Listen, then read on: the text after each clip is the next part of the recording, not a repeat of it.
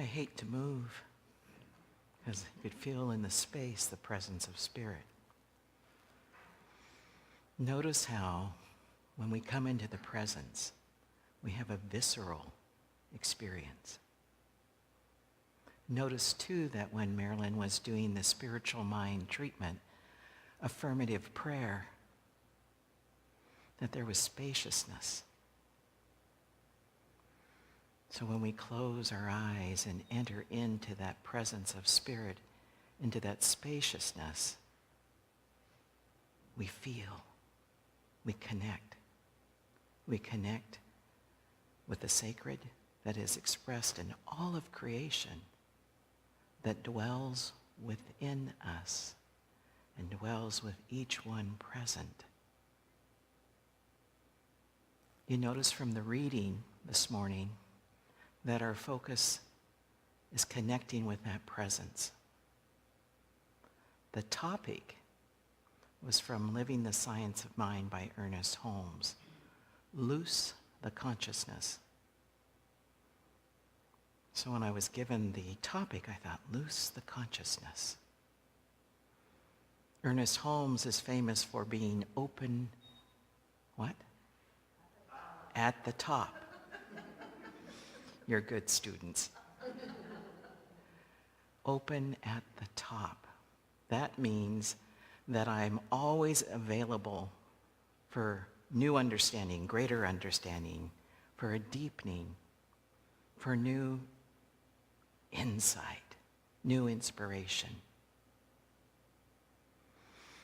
And I would encourage us to look at that particular text, Living the Science of Mind. It's like towards 3/4 of the way in the book. So why do you suppose Loose the Consciousness is 3/4 of the way in the book? It's really nothing new. He is saying to us, when you say loose the consciousness, to remember I am limitless. Spirit is limitless. And so here it is, 3/4 of the way in the book, because he knew something about human nature. That we would go in our everyday life and do what? Forget. Get distracted. Get preoccupied. So the intention of our spiritual practice is always to bring us home. Our home's in here, and our home is here, and we have a very extended home that we call our global family. That is what is meant by we are one. Good thing Sue isn't here, huh? Oh, there's a cell phone going off, Sue. She's on cell phone patrol. I love that. A quote from Loose the Consciousness. A certain time should be taken each day for the enlargement of consciousness, for the enlargement of consciousness. So it comes back to us to ask ourselves, am I in a daily practice? And I would suggest to us not only a daily practice, what I encourage myself and others to do is even when I'm driving across town, I'm doing affirmations, I'm having a conversation, sometimes even out loud. People may think I'm on the phone, but I'm in conversation with the sacred, reminding myself that I am sacred human and I have a relationship to all that is. And of course, this morning we're wondering about how each of us are in that relationship to the sacred. So when we come back to the thought of this loosened consciousness, he also says, nothing is too good to be true. Nothing is too good to be true. So I want us each to think about our individual lives. What is something, ask ourselves, what is something for me seems like it's too good to be true? That it's impossible for me to change. It's impossible for me to experience. It is impossible for our world to have. So think about it from your own perspective. What seems impossible? So I'd like to hear from you. What seems impossible? You're really good students. You don't have anything that's impossible. What's impossible? What was it? Peace? Peace seems impossible. Global peace, world peace, personal peace. What else? Think of the conditions in our community that bother you. What's a condition in our community that seems overwhelming? Homelessness. Homelessness. So what is the direction from this reading? We must daily enter in to practice. Because if I can enter in, and you notice the experience we had with Marilyn doing the treatment, the inviting of the bell, the spiritual practice, the closing of our eyes, the being in silence. Did you feel that connection to the sacred? The moment I touch that, I am changed. Can you imagine if we could give that experience to every homeless individual in our community? Where there is war, conflict, whether the conflict is within our individual being, whether it's in the Mideast, whether it's in aggression, domestic violence, if we could help them experience that connection to the sacred, do you think it'd make a difference in our world? It makes a difference in me. So I know that it would make a difference in our world. We are instructed and invited and encouraged that we must enter the presence of Spirit. So if we think about our individual lives, I know we probably have more than just homelessness and peace we're working on. How about the conflict of relationships we have with family members or a neighbor? Or when we encounter someone driving. And look at the incidences of road rage. I would suggest that we consider that our culture has an epidemic called anger. It is present. So notice when we enter into that present, we are connecting back with self, connecting with the sacred. And so people that are in disarray, discord, suffering, they have disconnected from that sense of oneness, from their truly sacred humanity. And so if I work on transforming myself, I will transform my experience. And the goal is that I emanate that from me, that I take it beyond just this physical being, beyond this room, in consciousness, without ever even leaving this space here. So visualizing that my prayer, my connection, emanates from my very being. Pick a color that you might want that energy to represent going across our globe every time You do a spiritual mind treatment.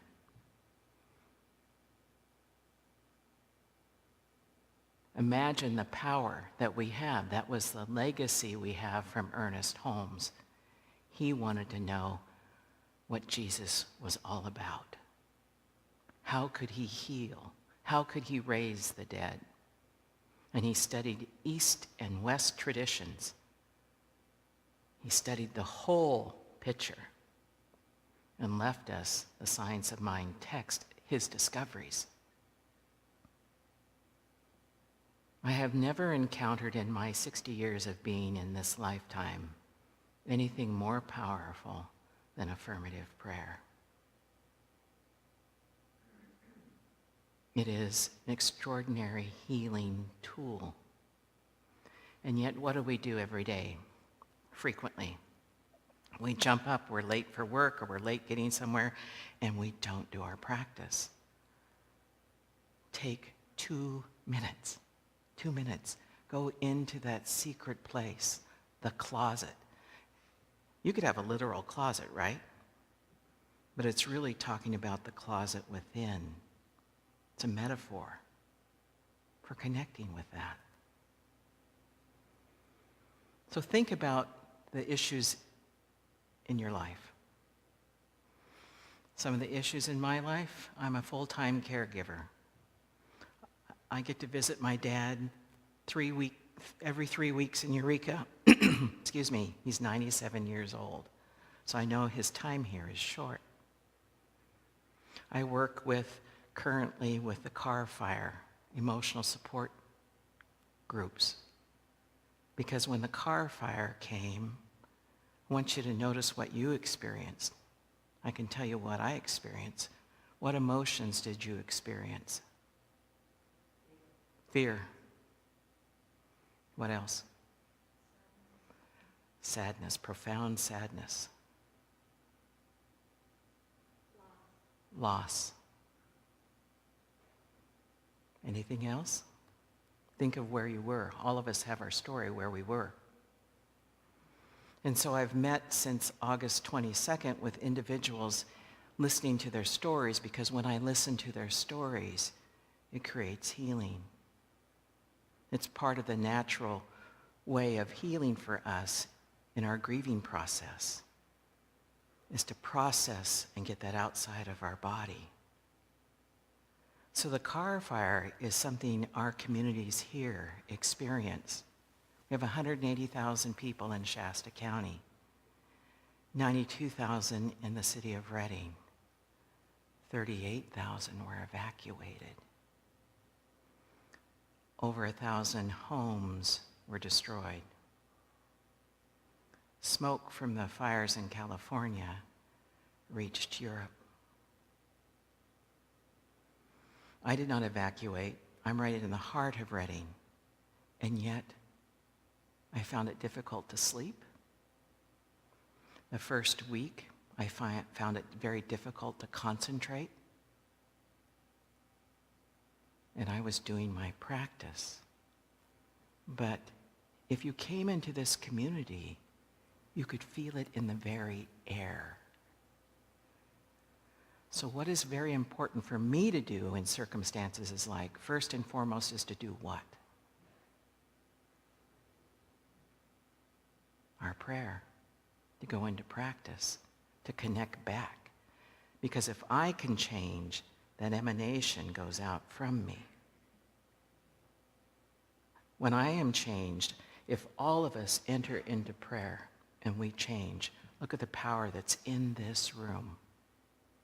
And if we imagine it going across our globe, is world peace an impossibility? Is caring for our homeless so that there's never a condition of homelessness again, is that impossible? What Ernest Holmes was pointing to is that it is not. And then we can move our physical being into action. Action based upon our connection to the sacred. So I want us to think about an illustration. You see this vase of water here. It's filled with water up to here. Makes it harder to see. but I wanted it that full for a reason. Now, when you think about your life, would you say it's nice, clean, and clear? There's no challenges, no impurities that are present? Most of us would say, there are a few things in there. So imagine if I dropped in yellow. That could be fire. Actually, I'd probably pick red for fire.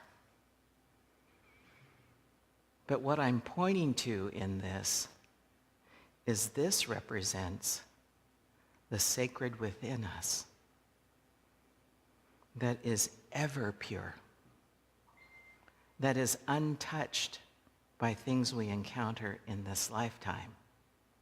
And when we enter into prayer and practice, we're connecting with that pure energy. And when we connect with that, that's why we're transformed. That's why our community, our world can be transformed. This dwells within each of us. Do we remember that? Do we hold that sacred? Does our lifestyle represent that we truly hold that sacred? So the other question for us to consider is, what is the power of our prayer and practice? And I'm going to illustrate to you through one drop what happens when we enter into prayer and practice, when we connect with the sacred within us. Imagine this is me. Imagine it is you. And I'm struggling with the impact of the car issue, car fire. I'm dealing with homelessness. I'm dealing with conflict with my mother, my father, my sister, my neighbor. I am falling on economic shortfall. I have an illness. None of us get out of this alive, do we? Notice what happens when I say one prayer, one drop.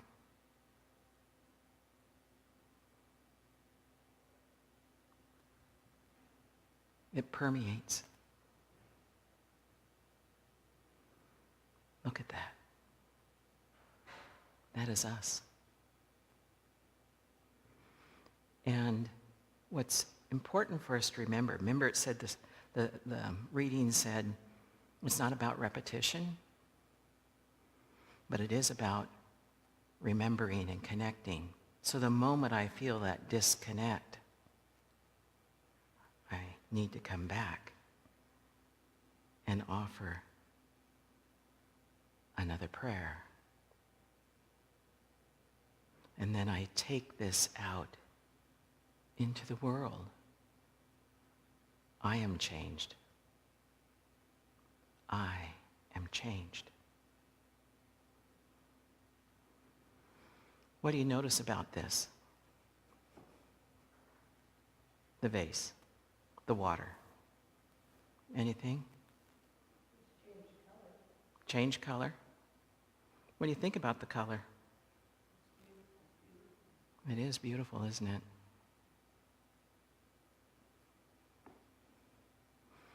And you know that in a little bit of time, it's going to color the whole thing. What I think is fascinating, I should have brought the other colors in, because if I use the illustration of prayer as blue, and then I bring in another, say it's yellow, maybe it's meditation as the other practice, it's going to change yet again, isn't it? We're continuously in a process of growth and change, whether we're mindful or aware of it or not. This whole tradition is about awakening humanity to its spiritual magnificence.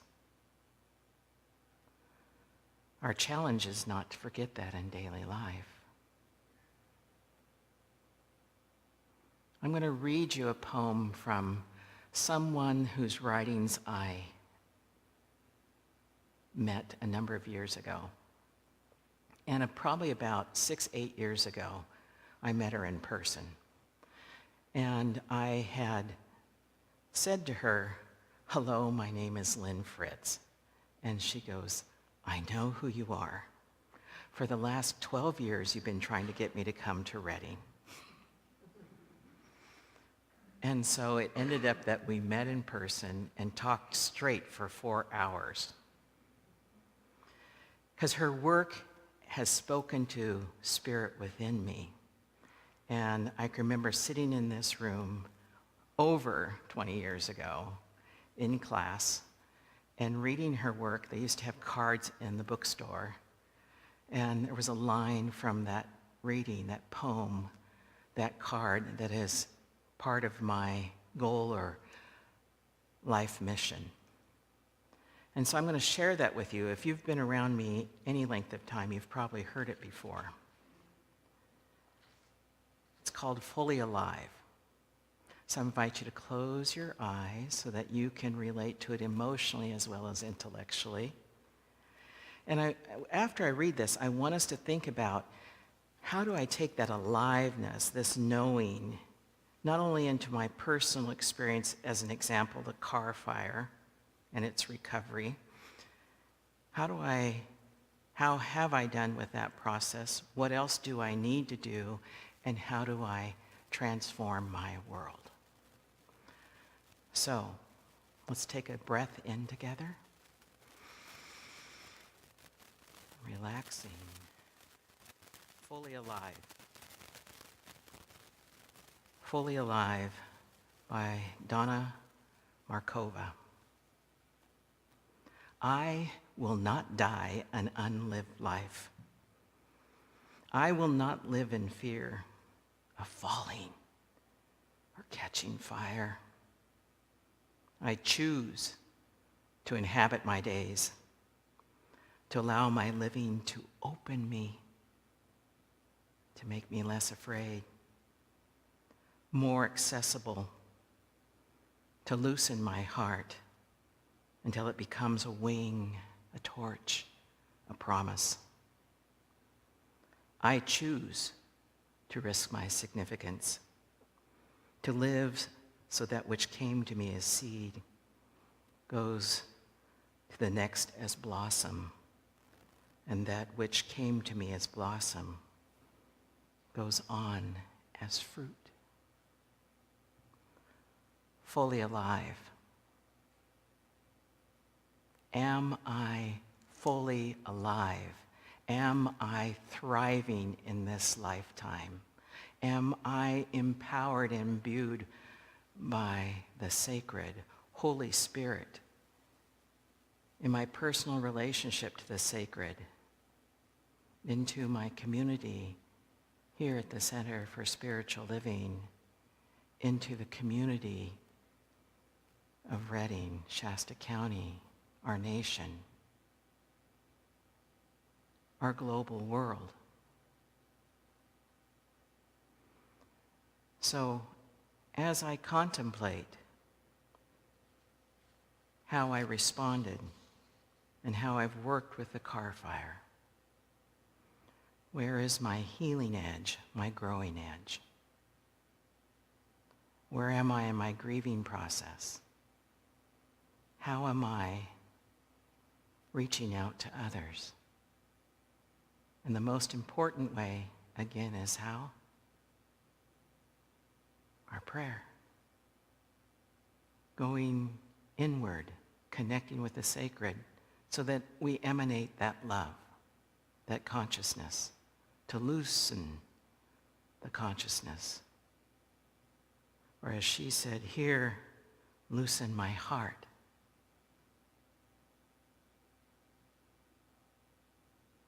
So where is our growing edge? I want to check in with you. What are you noticing?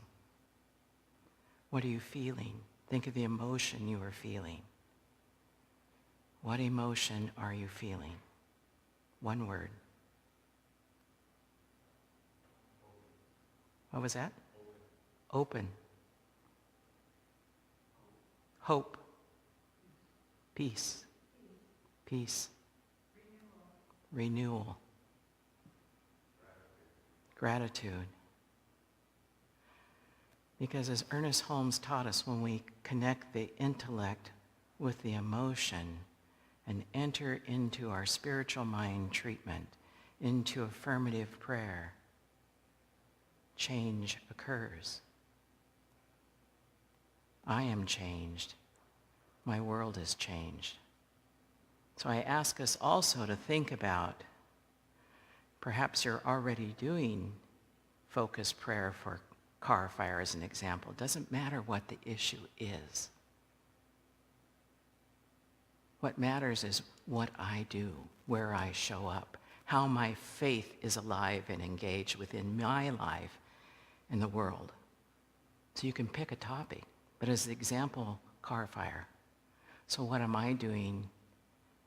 Maybe it's just simply listening to someone who had an extraordinary experience of losing their home, a pet,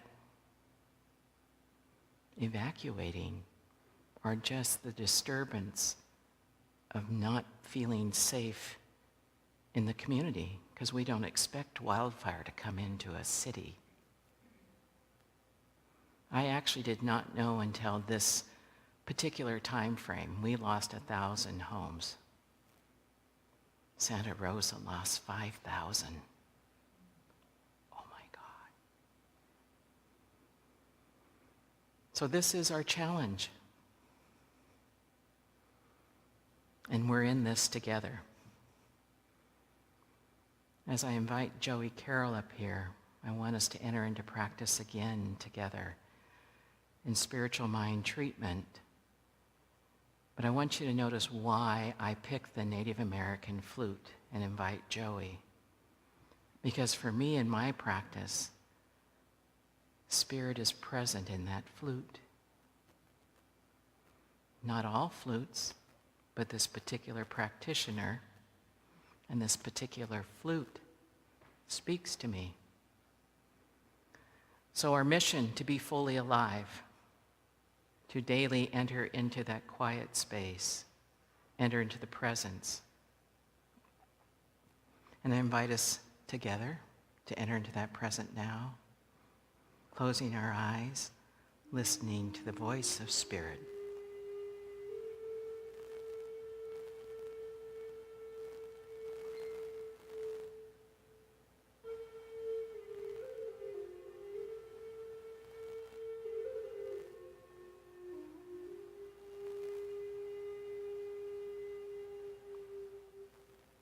Great Spirit,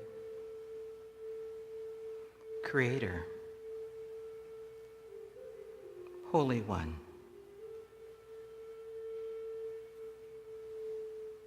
I enter into your presence. I know myself to be sacred human,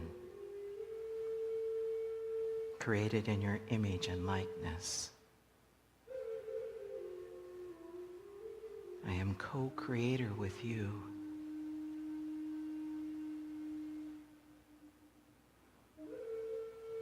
I enter in and invite your Spirit into every action, thought, word, into every breath, that I may recognize and know that every step is sacred, that every being I encounter, two-legged or four-legged, is sacred, and that I am in relationship to all that is.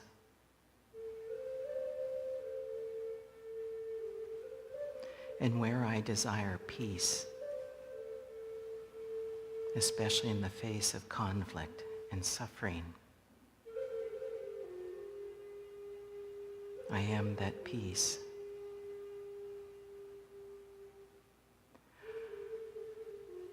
Where there is shortfall, I know limitless supply.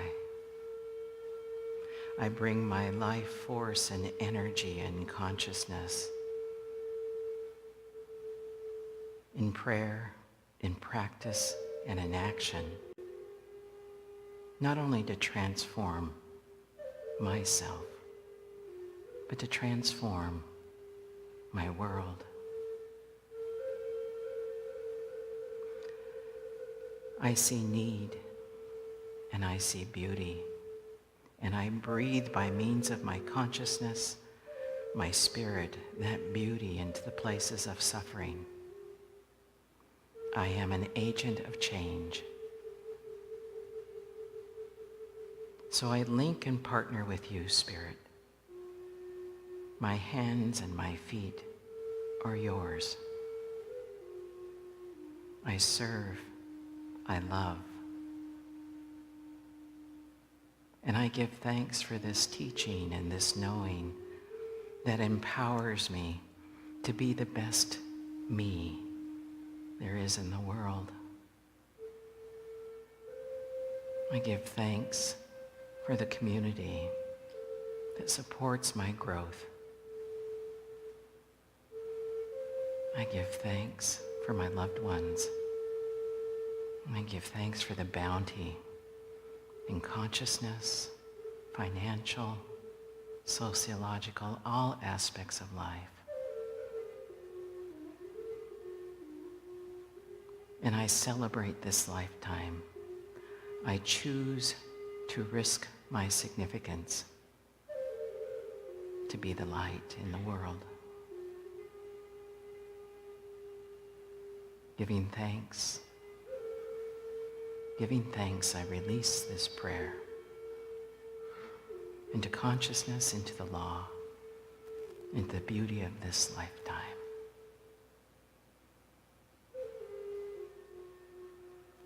And so it is.